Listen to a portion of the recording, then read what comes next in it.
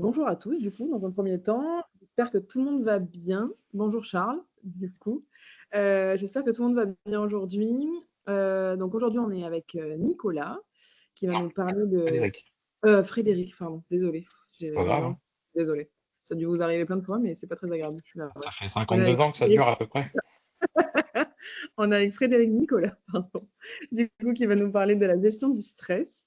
Cette visioconférence est réalisée en partenariat avec Movadom et Homme Transition. Elle est financée par le CNSA et la Conférence des financeurs de la prévention de la perte d'autonomie du département du Val-de-Marne. Donc, merci à tous pour votre présence aujourd'hui et votre participation. On est ravis.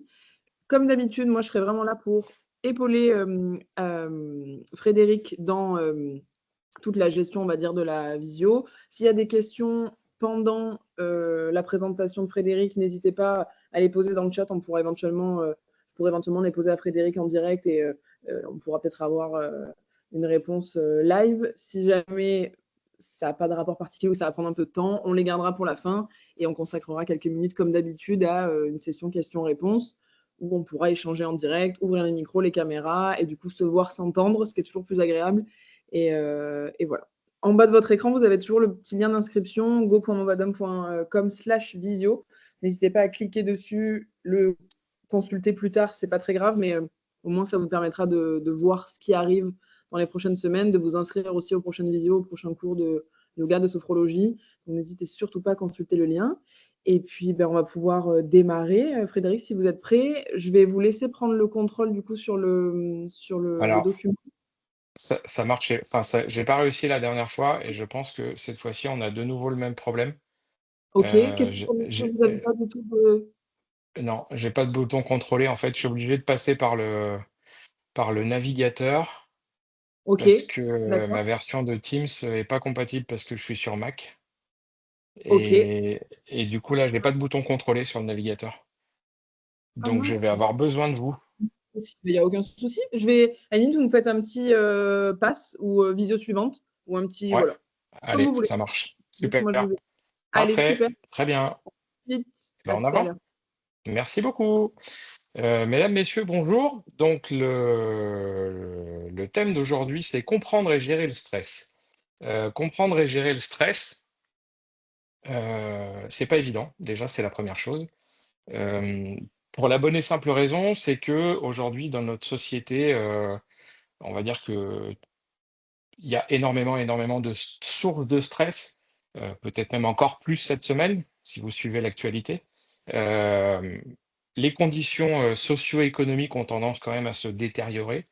On a énormément de catastrophes qui touchent le monde, même de plus en plus à notre porte. Donc on va dire que le stress, dispose d'un terrain, un terreau, une terre de culture qui est, extrêmement propice pour nous impacter, que ce soit de manière individuelle ou que ce soit de manière collective et bien entendu, ce stress est contagieux. Le stress, c'est une notion qui est relativement récente puisque, c'est un médecin qui s'appelle le docteur Hans Selye qui a commencé à parler de stress en 1956. Donc vous voyez, c'est quand même très, très récent. L'objectif de cette visio aujourd'hui, d'une part, c'est, de vous aider à identifier les causes de stress et les sources de stress sur lesquelles vous pouvez avoir de l'emprise, de manière à éviter le stress chronique. Et la première partie de cette vidéo, ça va donc être de faire un petit point, sur, la nature du stress, sur ses causes, sur le mode de fonctionnement. Et la seconde partie de cette vidéo, ce sera, essayer de vous donner une petite série de moyens, des astuces, des conseils pour augmenter votre résistance face au stress et l'objectif étant que vous retrouviez ou que nous retrouvions, parce que je vais m'inclure dans la lutte contre le stress, nous retrouvions une meilleure qualité de vie. Diapo suivante. Parfait. Merci beaucoup. Donc, déjà, qu'est-ce que le stress? Alors, le stress, littéralement, au niveau de ses origines étymologiques, le stress, ça vient d'un mot latin qui s'appelle stringere. Alors, je m'excuse si j'ai un peu écorché ce mot, mais j'ai pas fait latin, j'ai fait grec, donc je suis désolé. Mais toujours est-il que stringere, ça signifie rendre raide, serré ou pressé. Donc cette racine latine, on va la retrouver très très tôt dans la langue anglaise, c'est-à-dire qu'en anglais, to stress, ça veut dire tendre. Et on va également, cette racine latine va être également assimilée au mot distress, qui signifie soit détresse, soit également étroitesse. Donc, comme je vous l'ai dit tout à l'heure, le médecin docteur Sellier, qui en 1956 est le premier à avoir utilisé le mot stress dans la littérature médicale, définit ce stress comme un syndrome général d'adaptation de notre organisme. Donc, le stress, on va dire que c'est une réaction réflexe de notre organisme devant tout événement qui va venir de l'extérieur. Il peut y avoir un stress positif, qu'on va appeler le stress, E-U-S-T-R-E-S, deux S, pardon, à la fin, qui va déclencher une bonne montée d'adrénaline qui va nous permettre de faire face à cet événement extérieur qui vient nous perturber.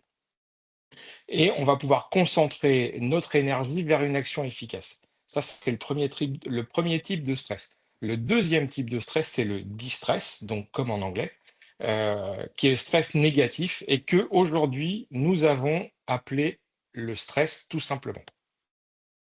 Ce stress, c'est un phénomène qui va être inadapté, c'est-à-dire que ce stress va arriver quand nous sommes confrontés de manière trop récurrente, trop longue, à des événements qui peuvent être perçus comme des dangers. À ce moment-là, notre énergie va se disperser en émotivité au détriment de l'énergie qu'on pourrait utiliser, qu'on pourrait mettre dans certaines actions pour faire face à ces agressions extérieures, à ces menaces extérieures. Cette émotivité, elle va entraîner, qui va donc décupler, puisque ça dure depuis, je vous l'ai dit, hein, c'est un phénomène qui provient, le stress, c'est un phénomène qui provient d'une accumulation ou d'une trop longue exposition à certains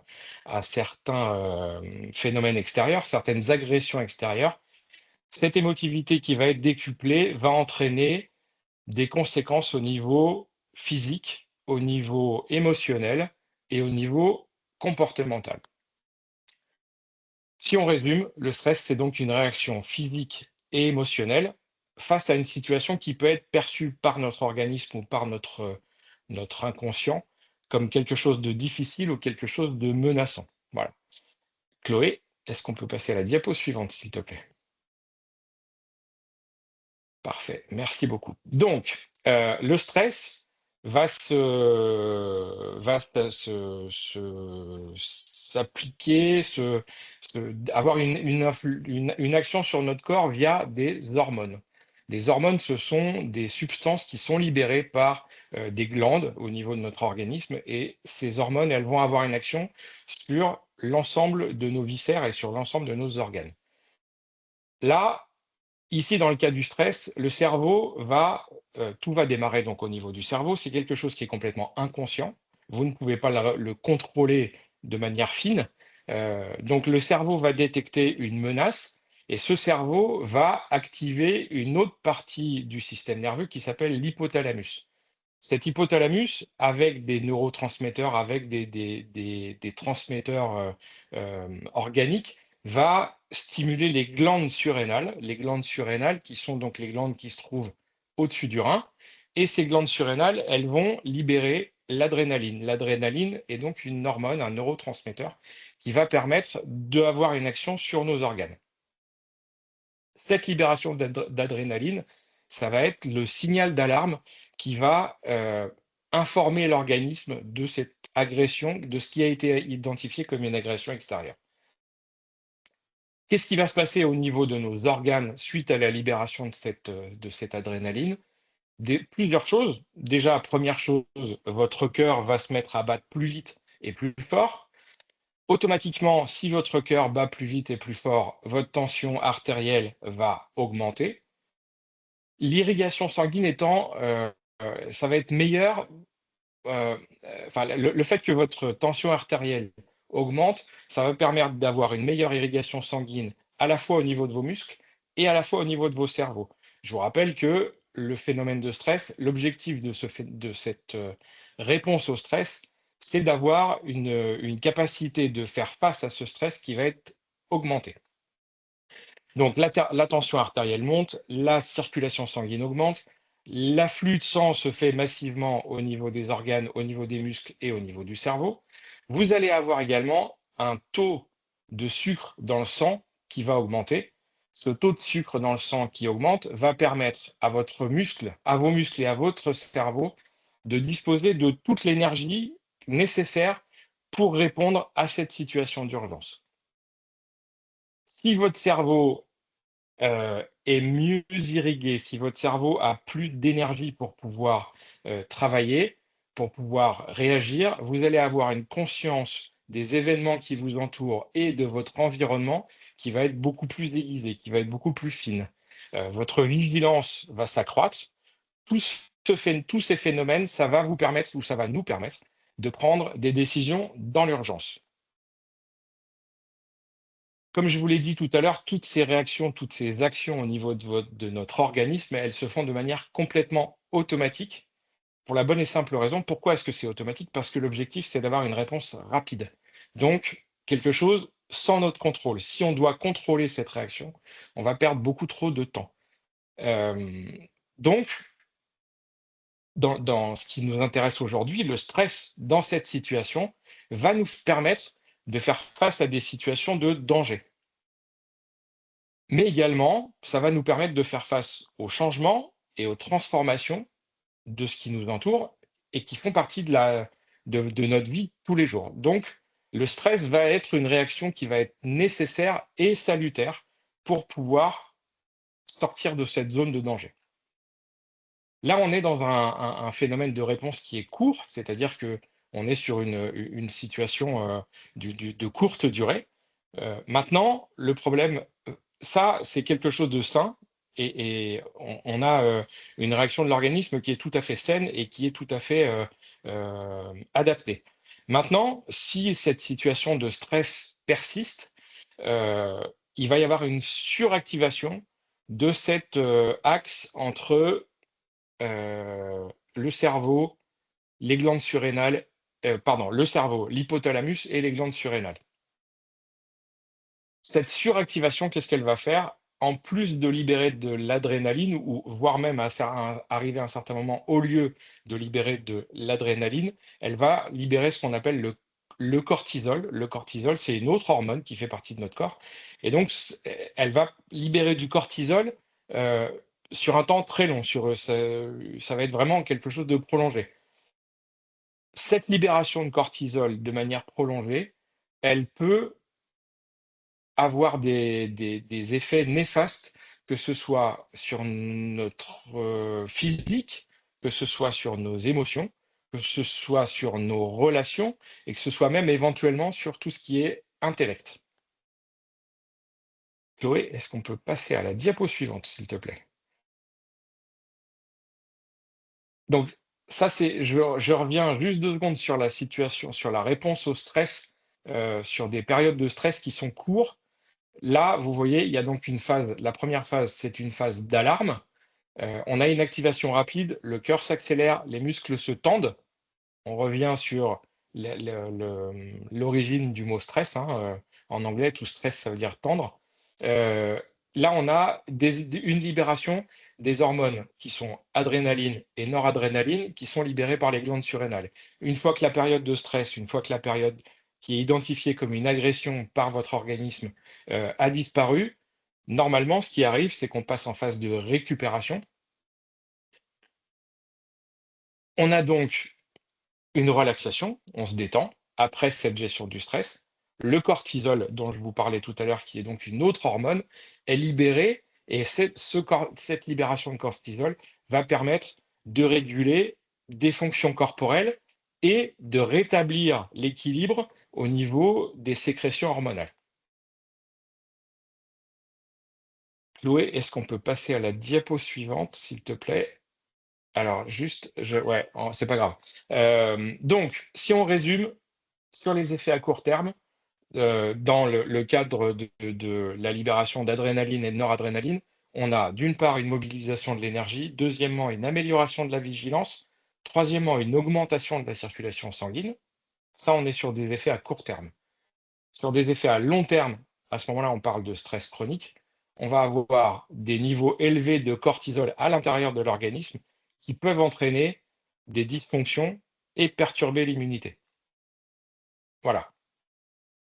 Maintenant, on va parler de les hormones qui sont bénéfiques pour lutter contre le stress chronique ou pour même, oui, si, lutter contre le stress chronique.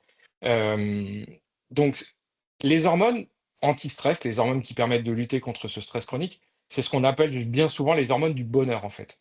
Si vous documentez un petit peu sur le stress et sur la manière de faire face au stress, les hormones du bonheur, c'est un terme qui revient régulièrement et vous le trouvez dans plein de publications. Donc ces hormones du bonheur, comme toutes les autres, ce sont des hormones euh, qui sont fabriquées à l'intérieur de votre organisme. Elles vont avoir une influence sur vos sentiments et sur vos émotions. Elles vont communiquer avec notre cerveau. Et parmi les émotions ou les sentiments qu'elles vont apporter, on peut citer par exemple le bien-être, la joie, la bonne humeur, le sentiment de satisfaction, la motivation, mais ça peut aussi être à l'origine de tout ce qui est sentiment d'amour, sentiment de tendresse. Ces hormones, en gros, on va parler de 4 hormones aujourd'hui dans notre cas. On va parler de la sérotonine, on va parler de la dopamine, des endorphines et de l'ocytocine. La particularité de ces 4 hormones ou de ces 4 groupes d'hormones, c'est que ce sont les hormones qui sont responsables de notre épanouissement au quotidien. Elles sont produites comme l'adrénaline, la noradrénaline et le cortisol par notre système endocrinien. Elles peuvent être stimulées de façon complètement naturelle, mais on peut avoir une action sur leur sécrétion et sur leur stimulation de sécrétion en modifiant certaines choses au niveau de nos habitudes de vie, voire au niveau du fonctionnement de notre organisme. Donc, ces hormones anti-stress, quelles sont-elles? La plus importante, c'est la sérotonine. C'est la reine des hormones du bonheur. Euh, Si on devait comparer, on va dire que c'est une espèce de morphine naturelle. Même pendant un court moment, c'est une hormone qui va nous apporter une sensation de bonheur qui va être extrêmement important pour le moral. C'est une hormone qui est produite par l'intestin. L'intestin, certains le décrivent, ou on en parle même comme d'un deuxième cerveau. La sérotonine, c'est vraiment l'hormone du bonheur par excellence. Cette sérotonine, elle va permettre de réguler notre morale, elle va avoir une influence sur notre sommeil, elle va avoir une influence sur notre appétit, sur notre envie d'agir, et encore tout un tas de fonctions qui sont clés au niveau de l'organisme. Si bien souvent, en fait, dans les antidépresseurs, dans tous les antidépresseurs, vous avez des principes actifs qui sont chargés de recapturer cette sérotonine, c'est-à-dire qu'ils vont la fixer dans l'organisme des patients qui prennent ces antidépresseurs. Comment est-ce qu'on peut savoir si on est en déficit de sérotonine? Alors, il y a des tests que vous pouvez faire avec votre médecin, ou des tests que vous pouvez faire même si vous allez consulter un naturopathe. Maintenant, il y a une chose qui généralement ne trompe pas chez les gens qui sont attirés énormément par le sucré. Souvent, ça, c'est un signe que vous êtes carencé en sérotonine. La deuxième hormone très importante et qui fait partie des hormones du bonheur, c'est la dopamine. La dopamine, c'est ce qu'on appelle l'hormone du plaisir. C'est une hormone qui va être liée au système de récompense, si vous voulez, qui est logé au niveau de notre cerveau. C'est une hormone qui va être libérée par une sensation agréable, une sensation agréable que vous allez ressentir ou qui va être issue d'une situation dans laquelle on va, par exemple, vous mettre en valeur ou dans laquelle vous vous mettez en valeur. Euh, Ça, c'est typiquement un moment de votre journée qui va être libérateur de dopamine. Euh, mais ça peut aussi être au moment où vous allez manger certains aliments. Par exemple, lorsque vous mangez du chocolat, alors attention, pas n'importe quel chocolat, du chocolat noir à plus de 70% de cacao, on est très très précis là-dessus. Quand vous mangez du chocolat noir à plus de 70% de cacao, votre système intérieur, votre système nerveux autonome va libérer de la dopamine. Qu'est-ce que je peux vous dire d'autre? Bah, voilà, en fait, la dopamine, c'est vraiment comme la sérotonine, c'est un moteur qui est absolument, dont on a besoin tous les jours et qui est extrêmement bénéfique pour notre organisme. Troisième hormone dont on va parler, c'est l'ocytocine. L'ocytocine, c'est l'hormone de l'amour et l'hormone du bonheur. Donc on avait, hem, juste avant la sérotonine, la dopamine, et maintenant on parle de l'ocytocine. Donc cette ocytocine, c'est l'hormone qu'on va également appeler l'hormone de l'attachement, l'hormone de la tendresse. C'est une hormone qui va être en relation avec vos relations humaines, vos relations avec l'autre. C'est une hormone qui va s'exprimer quand vous allez avoir un lien avec une autre personne qui va être basé sur une forte communication. Quand vous êtes en phase avec quelqu'un, c'est cette hormone-là qui va s'exprimer. C'est également l'hormone qui va s'exprimer quand vous avez une relation amoureuse avec quelqu'un. C'est cette hormone-là qui va vous permettre d'aller vers les autres et d'avoir une vie sociale. Il faut savoir que ce sont ces hormones-là, elles vont vous permettre de faire une action, mais également, elles vont être libérées quand vous faites une action. On en reparlera juste après. Encore une fois, c'est une hormone qui est définitivement indispensable à votre vie de tous les jours, qui est indispensable aujourd'hui dans le monde dans lequel nous vivons. Hem, Parce que, je pense que comme moi, vous aviez remarqué que les gens avaient tendance de plus en plus à s'isoler, et si, on s'isole de plus en plus, forcément, on va avoir au sein de notre organisme une libération d'ocytocine qui va être beaucoup trop faible. Voilà. On a parlé de la sérotonine, de la dopamine, de l'ocytocine. Il nous reste à parler des endorphines. Les endorphines, ce sont les hormones qui vont être libérées lorsque vous faites de l'activité physique, lorsque vous riez. C'est encore une hormone du bonheur, c'est encore une hormone qui va vous permettre de vous sentir bien. Chloé, on va passer à la diapo suivante, s'il te plaît. Merci beaucoup. Donc, je vous ai dit juste avant que les 4 hormones du bonheur dont je vous ai parlé, ce sont des hormones qui vont vous permettre de faire une action, mais ce sont également des hormones qui peuvent être libérées, qui peuvent être, on peut stimuler leur sécrétion en faisant certaines actions. Typiquement, si vous faites de l'exercice physique, cet exercice physique, il va stimuler la libération d'endorphines. Grâce à ces endorphines, vous allez vous sentir mieux et également, vous pouvez avoir une diminution de la douleur. C'est pour ça qu'aujourd'hui, on conseille aux gens, même si ils ont mal au dos, par exemple, si on reprend les dernières communications de l'assurance maladie, on conseille aux gens de ne plus rester immobiles pour la bonne et simple raison, c'est que le mouvement va permettre la libération de ces endorphines et ces endorphines vont venir se fixer sur les récepteurs de la douleur et donc diminuer ce seuil de douleur. Même chose, la méditation. La méditation, elle va favoriser la production de sérotonine, elle va vous permettre d'améliorer votre humeur et également elle va réduire l'anxiété. Et enfin, partager des moments sociaux, ça va encourager la libération d'ocytocine, ça va renforcer les liens et ça va apaiser votre stress. Voilà. Donc ça, ce sont les 3 premières choses. Maintenant, je vous ai dit également tout à l'heure que euh, en modifiant certaines habitudes de vie, en modifiant notre hygiène de vie, on pouvait également travailler ou influer sur la stimulation de ces hormones et la stimulation de la libération de ces hormones. Typiquement, si vous mangez de manière plus saine, si vous mangez de manière plus équilibrée, vous pouvez agir sur la libération d'hormones. Si vous prenez par exemple des aliments qui sont riches en tryptophane ou en oméga 3, vous allez permettre de sécréter de la sérotonine parce que le tryptophane est un acide aminé qui est précurseur de cette sérotonine. On va passer à la diapo suivante.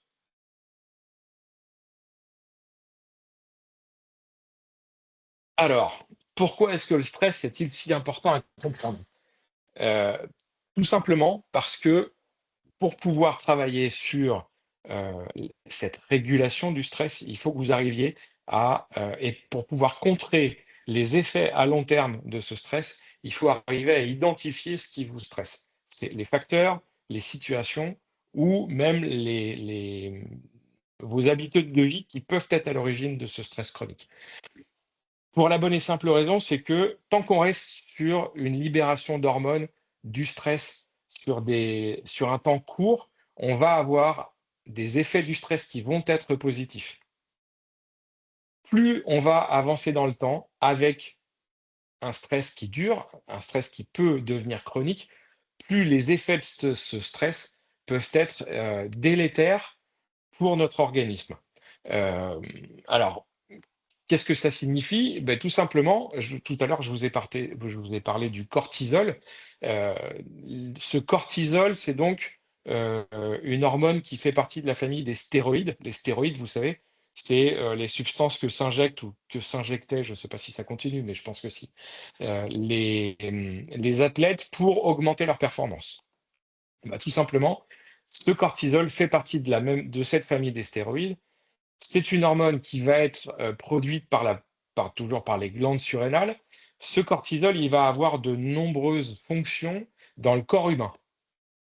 Par exemple, il va avoir une action de régulation de votre métabolisme. Il va avoir une action sur, la réponse inflammatoire et la fonction immunitaire de votre organisme. Mais également, ce cortisol va avoir un rôle de régulateur de votre humeur. Il va avoir un rôle de régulateur de votre pression artérielle. Il va avoir un rôle sur, la régulation de la quantité de sucre qui va se trouver dans votre sang. Ce cortisol, il a été surnommé ou on l'appelle l'hormone du stress, car il est majoritairement, libéré par ces glandes surrénales dans les situations qui sont perçues comme risquées par votre organisme.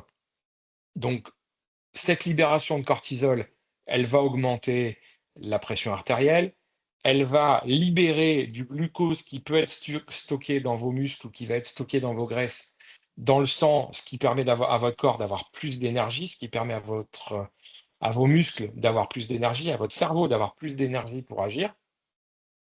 Et donc, on va être sur quelque chose, si on reste sur quelque chose de court, on va avoir, grâce à ce cortisol, typiquement une augmentation, passagère de votre force musculaire. Maintenant, si ce cortisol est libéré de manière trop longue ou s'il y a trop de cortisol qui est libéré dans votre sang, dans votre organisme, hem, ça va avoir une action sur, hem on va pouvoir avoir une action sur tout ce qui est système immunitaire, mais une action négative sur le système immunitaire. On va avoir une action négative sur la gestion du taux de sucre dans le sang, heu, ce qui va forcément impacter également sur l'assimilation qui va avoir un impact, pardon, sur l'assimilation des lipides, qui va avoir un impact sur l'assimilation des glucides. Hem, Ce que je suis en train de vous expliquer, en fait, c'est que bien souvent, heu, le cortisol va interférer avec votre métabolisme, avec notre métabolisme. Ce cortisol, il va pouvoir provoquer de la fatigue, il va pouvoir provoquer de la prise de poids et même de l'anxiété. Maintenant, est-ce que le cortisol est à l'origine de choses telles de pathologies telles que les dépressions ou des choses comme ça? Aujourd'hui, on n'en est pas encore là, il y a rien de prouvé et au contraire, on aurait tendance à s'éloigner de tout ça. On va passer à la diapo suivante. Merci beaucoup. Maintenant qu'on a vu, le mode d'opération du stress et comment est-ce que votre organisme agit pour faire face à ces périodes de stress ou à ces manifestations du stress, on va maintenant s'intéresser aux signes qui peuvent mettre en évidence un stress chronique. Euh, les premiers signes auxquels on va s'intéresser, ce sont les symptômes physiques d'un stress chronique. On va trouver chez des gens qui souffrent de ce stress chronique des, des maux de dos, des raideurs dans la nuque ou dans les épaules. Si on généralise un petit peu plus, pardon, ce stress chronique, il va être à l'origine de contractures et de douleurs musculaires. Tout simplement, pourquoi contracture, pourquoi douleurs musculaires? Ben, tout simplement parce que vos muscles vont être en alerte maximale sur des périodes beaucoup plus longues. Ils vont avoir un niveau de tension qui va être relevé. Forcément, tout ça, ça va fabriquer, ça va utiliser de l'énergie. L'utilisation de ce glucose, l'utilisation de cette énergie, elle va créer des déchets. Et ce sont ces déchets qui vont provoquer les contractures et les douleurs musculaires. Autre signe physique qu'on va retrouver chez des patients qui sont en état de stress chronique, la fatigue, le manque d'énergie, les éruptions cutanées, typiquement l'eczéma, c'est une forme c'est un signe, un symptôme physique qui peut correspondre au stress. On va avoir des maux de ventre, des constipations, des diarrhées, des douleurs, des maux de tête, des céphalées. On va avoir des infections qui vont être plus fréquentes, on va être beaucoup plus sensible à tous les virus qui vont traîner autour de nous. Tout simplement, tout ça, pourquoi? Parce que c'est le cortisol qui est libéré de manière prolongée et qui va perturber tout votre organisme, qui va perturber l'ensemble de vos réactions immunitaires. On peut même avoir encore des manifestations, des symptômes physiques qui peuvent aller encore beaucoup plus loin. Euh, tout ce qui peut être troubles cardiovasculaires, ça peut être des troubles qui peuvent être causés par un stress chronique. Chez les gens qui sont sujets à ce stress chronique, on va retrouver des troubles du sommeil, que ce soit des difficultés à s'endormir, des sensations de fatigue au réveil. Tout ça, ce sont des symptômes physiques du stress chronique. On va également avoir des symptômes émotionnels, euh, une irritabilité, de l'anxiété, de la tristesse, de la dépression. On va avoir des gens qui vont avoir du mal à nuancer leurs réactions. Euh, voilà, vous pouvez avoir des sensations, des émotions telles que le fait de vous sentir abandonné, de vous sentir seul, vous sentir impuissant face à certaines situations. Tout ça, ça peut être des symptômes qui montrent que vous êtes sujet au stress chronique et ces symptômes, ils vont apparaître parce que vous avez des troubles, vous avez des perturbations de sécrétion au niveau hormonal. Et enfin, la dernière catégorie de symptômes qui vous permet ou qui nous permet de savoir que nous sommes sujets au stress chronique, ça va être les symptômes qui vont être des symptômes comportementaux, des changements de comportement brutaux. On va être irritable, on va s'énerver pour un rien, on va être impatient. euh, le retrait social, on va avoir du mal à supporter les autres. On va préférer se replier sur soi-même plutôt que d'aller vers les autres.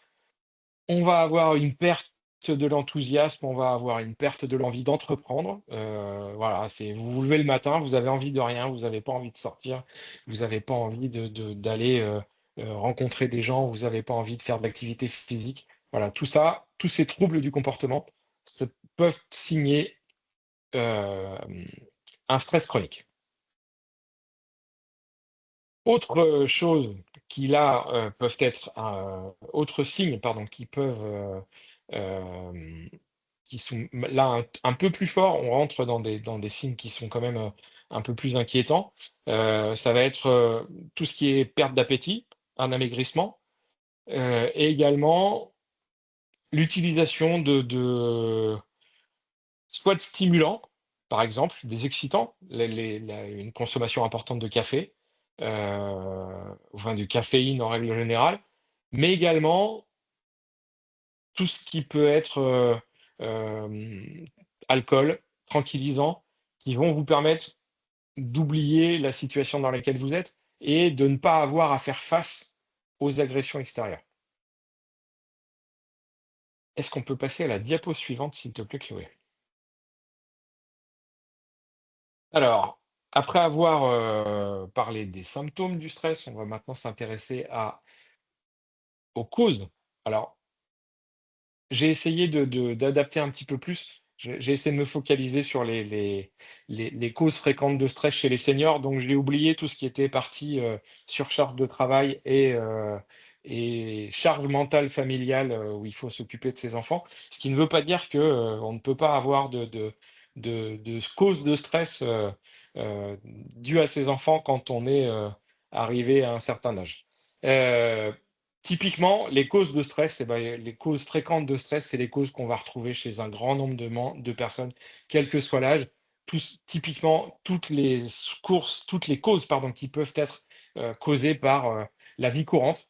Ça va être, alors, on parle de la perte, ça peut être la perte d'une personne, la perte d'un animal, ça peut être la perte d'un travail pour quelqu'un, la perte d'une relation, la perte de biens, tout ça, c'est cause de stress.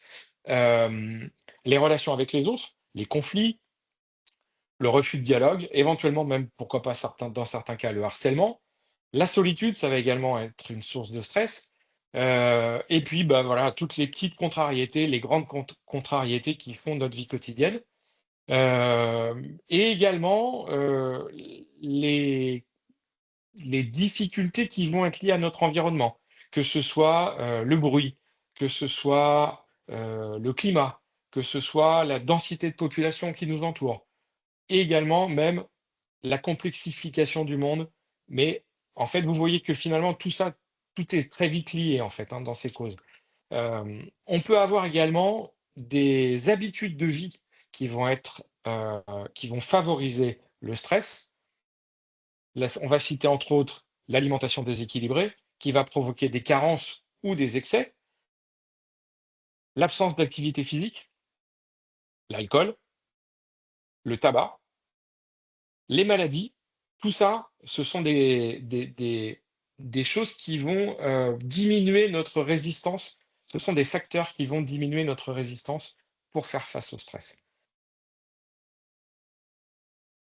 Les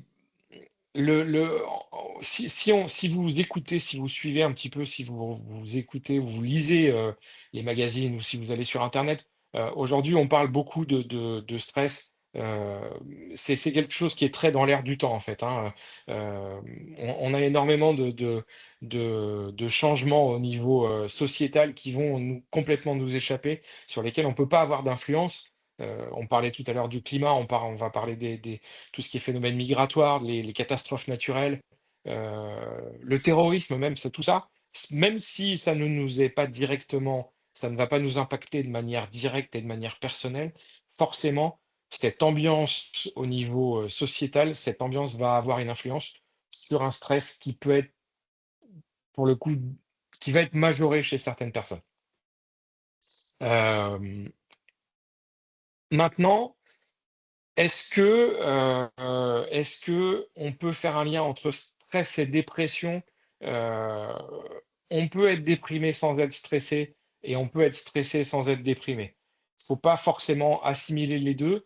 Maintenant c'est vrai que quelqu'un qui va être déprimé, il va avoir tendance à voir la vie en noir et il va avoir tendance à être plus souvent sujet au stress. Maintenant, ce n'est pas parce que vous faites du stress chronique que automatiquement vous allez tomber en dépression.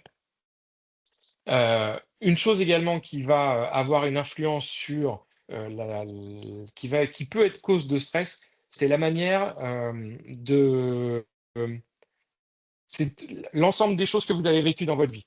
Je vous explique. En fait, on a ce qu'on appelle au fur et à mesure des années, on va accumuler ce qu'on appelle des croyances. Les croyances, ce sont des pensées que nous considérons comme vraies pour nous. Toutes ces croyances, nous avons donc nous les avons installées par contre, pardon, tout au long de notre vie.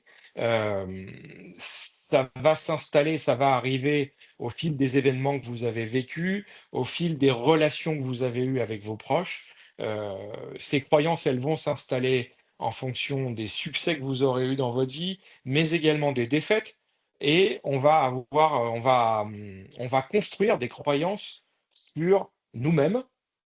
Typiquement: «Je suis pas capable de faire ceci, c'est toujours de ma faute, j'ai honte de moi». Ça, ce sont des croyances que nous allons nous construire sur nous-mêmes. Nous allons également construire des croyances, sur la société qui nous entoure, sur les proches qui nous entourent, sur les autres.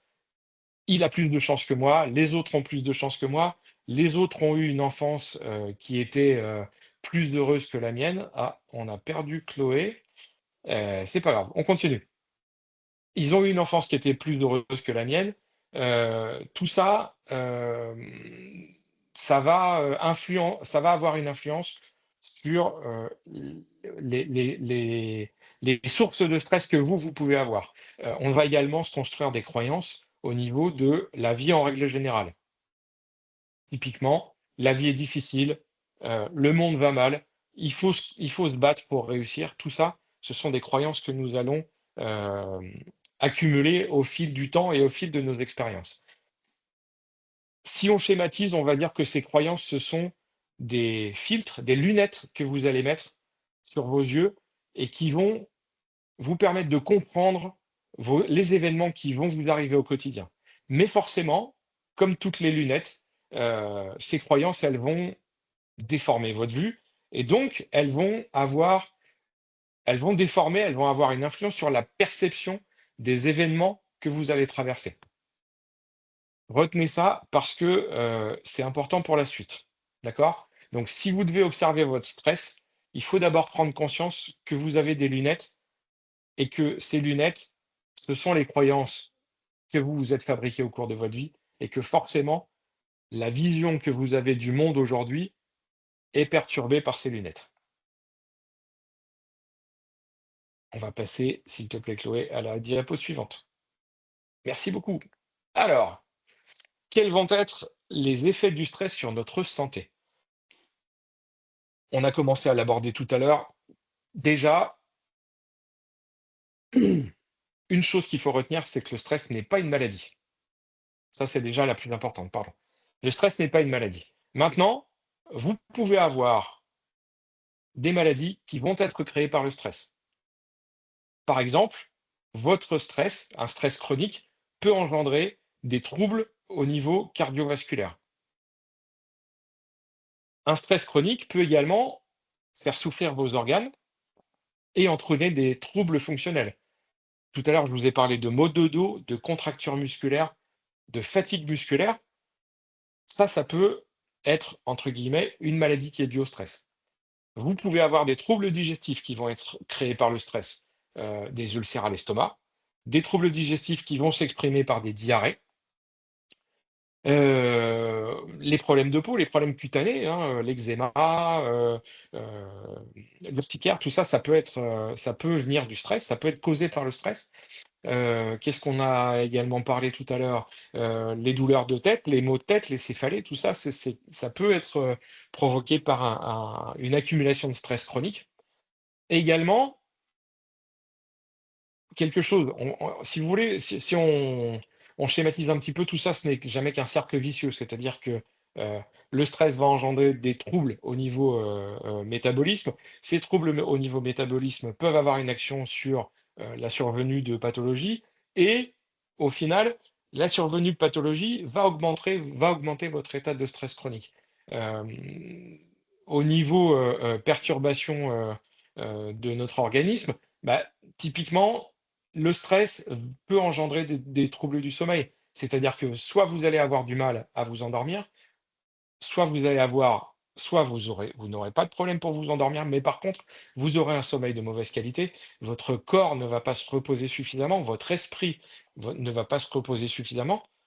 Typiquement, c'est le cas des gens qui vont se réveiller à 3 heures du matin et qui vont mettre 2 heures à se rendormir, qui vont tourner d'un côté de l'autre. Ça, ce sont des problèmes de sommeil qui peuvent être, causés par du stress chronique. Hem, ces effets du stress, malheureusement, il n'existe pas de pilule miracle pour traiter ces effets du stress. Chloé, on va passer à la diapo suivante, s'il te plaît.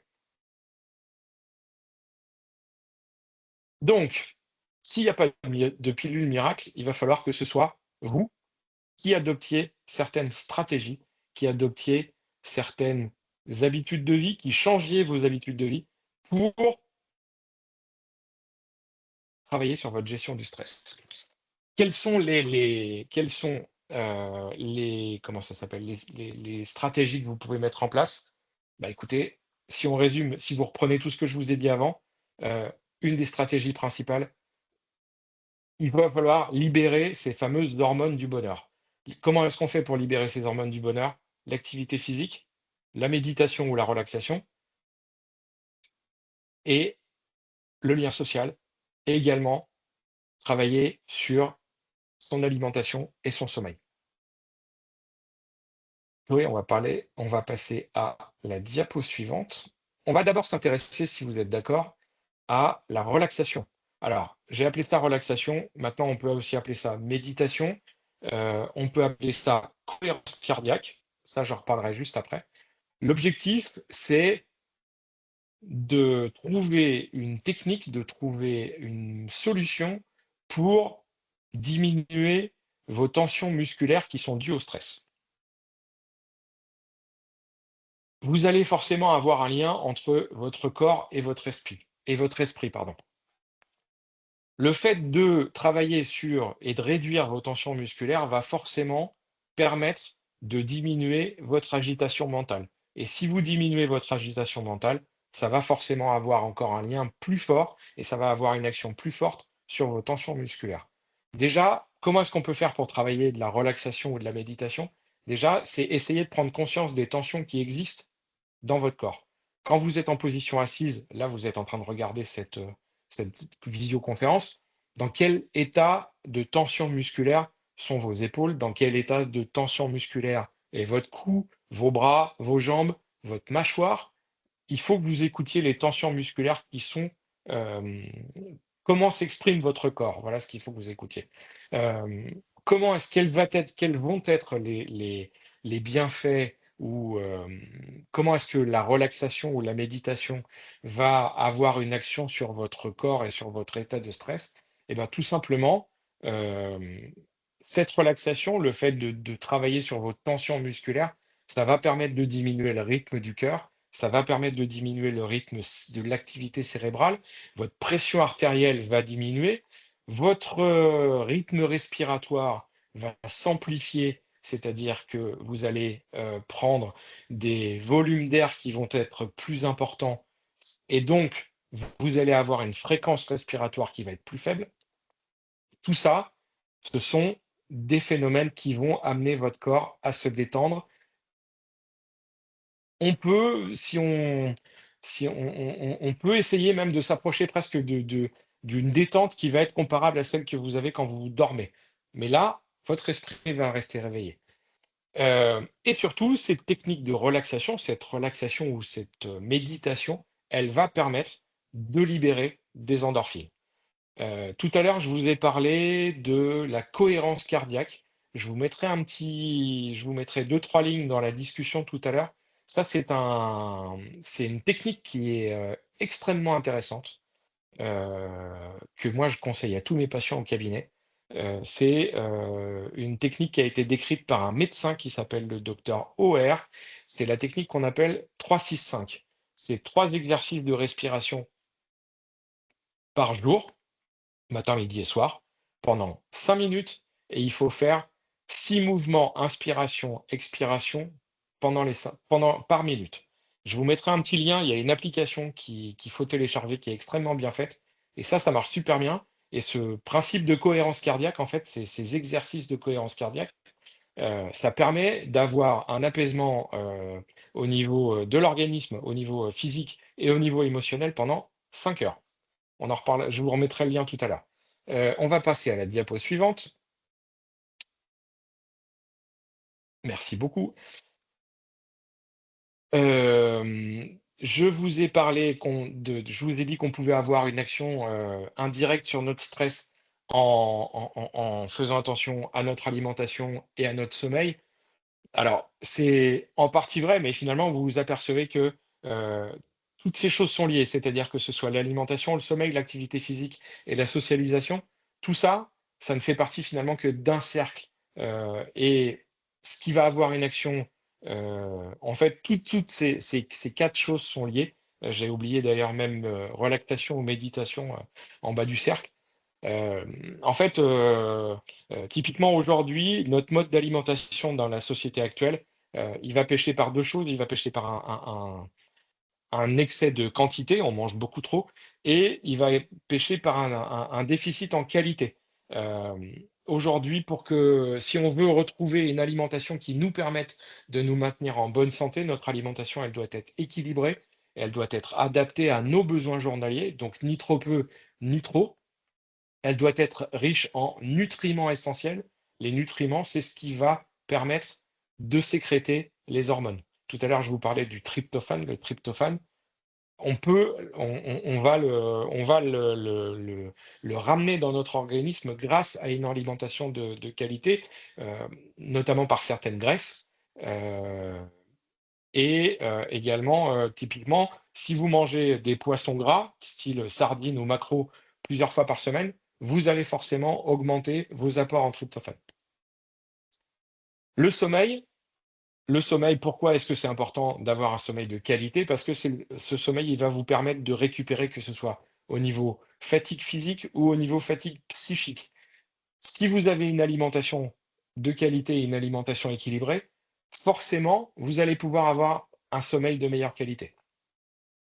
Même chose, si vous faites suffisamment d'activité par jour, d'activité physique, pour rappel, les recommandations de l'OMS, c'est 30 minutes d'activité physique soutenue par jour. Soutenue, c'est marche, escalier, un petit peu de sport à la maison.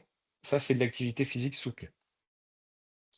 On va passer à la diapositive suivante et justement, on va s'intéresser à l'activité physique qui, moi, revêt beaucoup d'importance à mes yeux, hein, puisque je suis kinésithérapeute.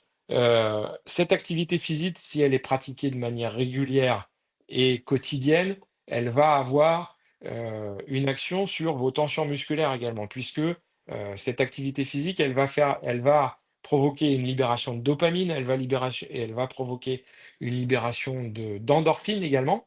Euh, Elle va permettre d'agir sur vos tensions musculaires.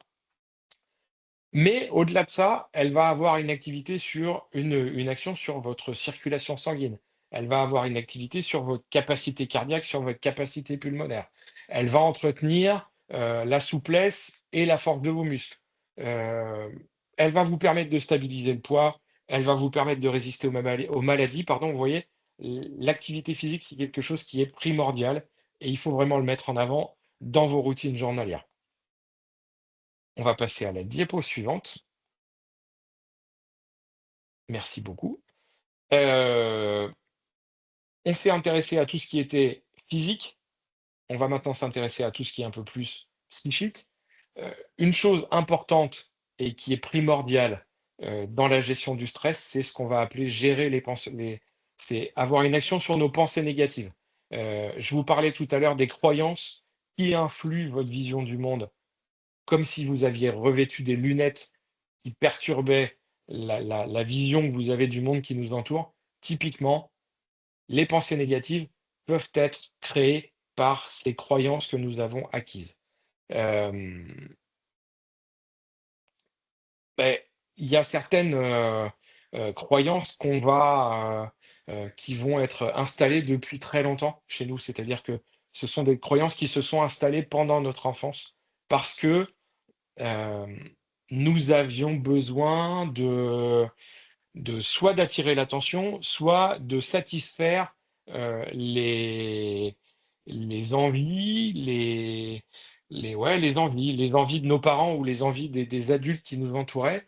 Et on s'est mis une espèce de pression depuis le début, sur, notre manière de vivre, notre manière de faire. Typiquement, je suis sûr que pour beaucoup d'entre nous, on a toujours eu envie d'être parfait. On a toujours eu envie de ne pas avoir de défaut, de ne jamais se tromper.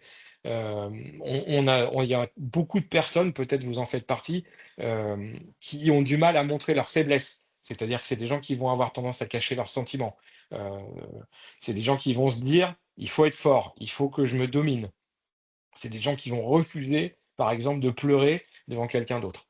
Euh, voilà, donc toutes ces croyances, qu'on s'est construit au fur et à mesure, mais en fait, ces croyances-là, elles vont avoir une action sur notre manière de vivre aujourd'hui et sur notre manière de faire face à ces agressions extérieures, à ces situations qui peuvent être stressantes.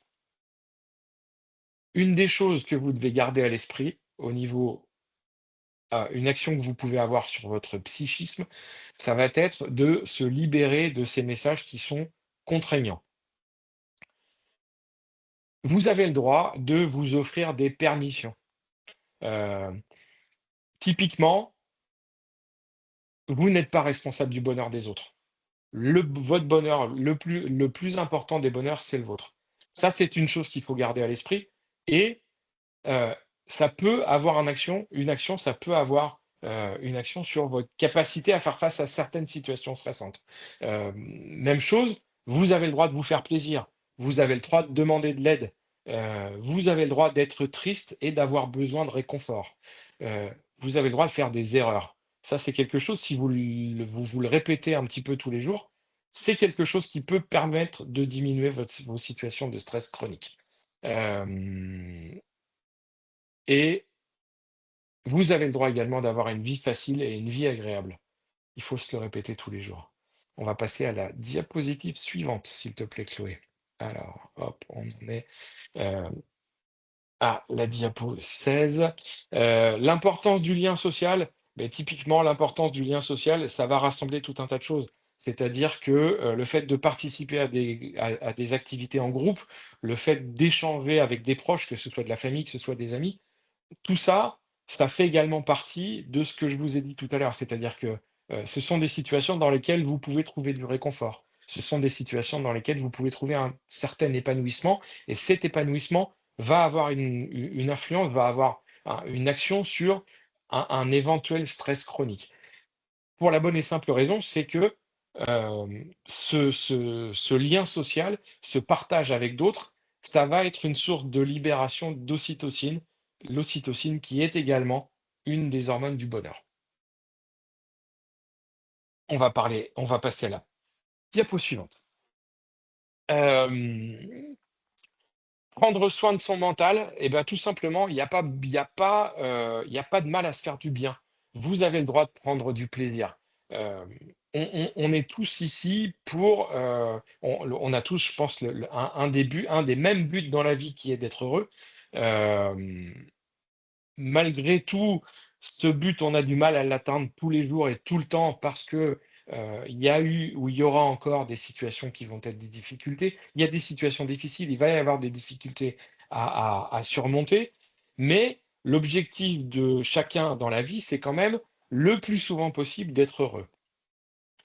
Et ben, tout simplement, comment est-ce que ça va avoir une action sur ces situations de stress chronique? Comment est-ce que ça va avoir une action sur votre capacité à gérer ce stress chronique?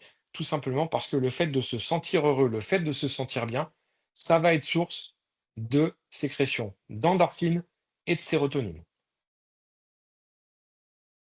Comment est-ce que vous pourriez faire pour savoir, pour maximiser cette capacité à être heureux ou pour maximiser ce sentiment de bonheur? Typiquement, vous avez un petit papier avec un crayon à côté de vous dans la journée et à chaque fois que vous vivez quelque chose, un instant heureux, un instant de bonheur, quelque chose qui vous fait du bien, vous le notez sur cette petite liste, sur ce petit papier et les jours où ça ira moins bien, vous pourrez toujours vous reporter à cette liste pour essayer de vous retrouver dans cette situation-là, pour essayer hem, de vous remémorer ou même de revivre cette situation et donc de faciliter cette libération d'endorphines et cette libération de sérotonine. Autre chose qui peut être très intéressante dans cette recherche du sentiment de bonheur, c'est d'avoir des activités créatrices. Tout ce qui va être travail manuel, ce qui va être musique, ce qui va être danse par exemple, tout ça, c'est quelque chose qui va vous permettre de vous accomplir quelque part et ça va être source de bonheur pour votre corps et donc source de libération d'endorphines et de sérotonine. On va passer à la dernière diapositive. Ouais, dernière diapositive, presque dernière diapositive. Donc, quels sont les conseils pratiques si on résume tout ce qu'on a vu depuis tout à l'heure? Gérer votre stress, ça signifie trouver un équilibre entre notre propre rythme de vie et le rythme de vie qui nous est imposé par la société et qui nous est imposé par le monde extérieur. Typiquement, quelles pistes est-ce qu'on peut essayer de développer pour mettre en place cette stratégie anti-stress? Déjà, essayer de reconnaître ou d'apprendre à reconnaître quelles sont les actions, quels sont les signes qui sont source de stress ou qui montrent que vous êtes en stress. Hem, 2e chose, exprimez vos émotions au fur et à mesure. Ne gardez pas les choses pour vous-même, n'accumulez pas les choses parce que forcément, ça va avoir un impact négatif. Pratiquez une activité physique régulière, on ne le dira jamais assez. Adoptez une alimentation qui va être variée, qui va être riche en légumes, en fruits et en produits complets. On ne parle pas assez de tout ce qui est légumineuse et de tout ce qui est céréales, mais moins les céréales vont être transformées et raffinées, par exemple, et meilleur ce sera pour votre organisme, parce que les aliments complets sont riches en nutriments. Essayez de diminuer votre consommation de café, d'alcool, de cigarettes, de boissons sucrées parce que, je vous rappelle, le cortisol a une action de régulation sur la teneur en sucre dans le sang. Donc plus vous allez consommer de boissons sucrées, plus vous allez manger de bonbons, forcément vous allez augmenter votre sécrétion de cortisol et le cortisol sécrété de manière trop importante et sur des durées beaucoup trop longues, c'est une hormone qui va faciliter la mise en place du stress chronique. Dans la journée, essayez de faire des pauses. Heu, typiquement 3 fois par jour, un petit exercice de cohérence cardiaque. Ça vous prend 5 minutes et ça ne peut vous faire que du bien. Essayez de vous détendre, notamment par exemple le soir, avant de vous coucher. Essayez de vous faire une petite séance de relaxation, une petite séance de méditation. Tous les jours, accordez-vous un moment pour faire une chose que vous aimez vraiment. Essayez d'améliorer votre communication avec les autres. Hem, Privilégiez les relations qui vous font du bien. Je vous l'ai dit tout à l'heure, le plus important, c'est notre bonheur à nous. Il faut que notre bonheur à nous passe avant tout. Voilà, qu'est-ce qu'on pourrait rajouter? Éventuellement, si vous sentez que vous n'êtes pas dans un état, émotionnel, extraordinaire, n'hésitez pas à demander de l'aide, hein. Il y a énormément de structures, il y a énormément de gens qui peuvent vous venir en aide. Et surtout, je dirais, surtout pensez à vous faire plaisir et faites-le le plus souvent possible. Et je crois que si je ne me trompe pas, on est arrivé à la fin. Voilà. Merci beaucoup Chloé. Voilà, vous avez le pouvoir d'améliorer votre bien-être et un pas à la fois. La route est encore longue. Merci beaucoup pour votre Beaucoup, attention. Frédéric, merci. C'est super. Merci. Bravo, grand merci, je diffuse le replay. Génial. Merci beaucoup. Alors, je vais clôturer, la conférence et puis après, comme d'habitude, on pourra vraiment échanger, si vous avez des questions pour Frédéric, on pourra y consacrer quelques minutes, évidemment. Je vous mets à l'écran le questionnaire de satisfaction. Comme d'habitude, il est très, très important, j'insiste à chaque fois et je sais, je suis pénible, mais il est vraiment nécessaire que vous y répondiez. On y est très attaché et on a à cœur de savoir ce que vous avez pensé de ce qui s'est passé et de la thématique, du déroulé. Si vous avez aussi des suggestions de nouvelles thématiques, n'hésitez pas à nous en faire part. Donc je vous mets le lien également dans le chat pour que vous l'ayez de façon permanente. À l'écran, je vous ai mis du coup sur la gauche la chaîne YouTube Movadom sur laquelle vous retrouverez tous les replays. Comme on en a parlé dans le chat, vous pourrez du coup revisionner, partager la visio de Frédéric si la thématique vous a plu ou si vous êtes arrivé en cours de route, la reprendre depuis le début. Donc n'hésitez vraiment pas. Et sur votre droite, le livre audio et le podcast Ça déménage. de Isabelle Palassin et Gwendoline Cotrez, qui traite du déménagement des seniors. Donc pareil, n'hésitez pas à consulter les liens, je vous les remettrai à l'écran tout à l'heure. J'en profite pour remercier à nouveau le CNSA et la conférence de financeurs de la prévention de la perte d'autonomie du département du Val-de-Marne, Homme Transition et Movadom pour leur partenariat. Et si vous avez besoin de vous inscrire, toujours le même lien, go.movadom.com/visio. Et si vous avez la moindre question, contact@movadom.com. On sera ravis d'y répondre. Merci à tous pour votre présence.